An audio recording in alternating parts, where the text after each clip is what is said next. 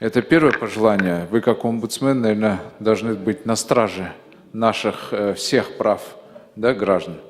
И второй момент. Массово обращаются учителя, воспитатели детских садов, учителя школ. Они не могут публично об этом заявить. Вот у нас еженедельно происходят субботники. Хорошая идея, хорошая затея, придуманная Лениным, но продолженная вот в нашей независимой стране и продолжена очень немножко неправильной форме. Вот представьте, учитель 5 дней работает с детьми.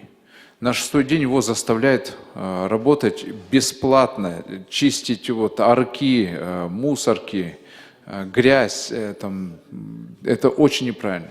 Ко мне обратились воспитатели специализированных садов, которые с особенными детьми занимаются.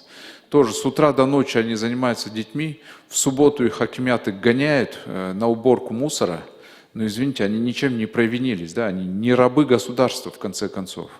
И вроде бы Минобраз должен был защищать их права, но, к несчастью нашему с вами, Минобраз молчит почему-то. У меня просто большая просьба, и вот могут же они к вам обращаться, правильно же? Можете вы отреагировать на эти факты? По второму вопросу, конечно, безусловно, мы готовы отреагировать, потому что такого плана заявления к нам тоже еще не поступали. Да, ну вот массово на субботники выгоняют учителей, мне просто их жалко, они заявить не могут, потому что их сразу увольнять начнут, да? Вот это проблема есть.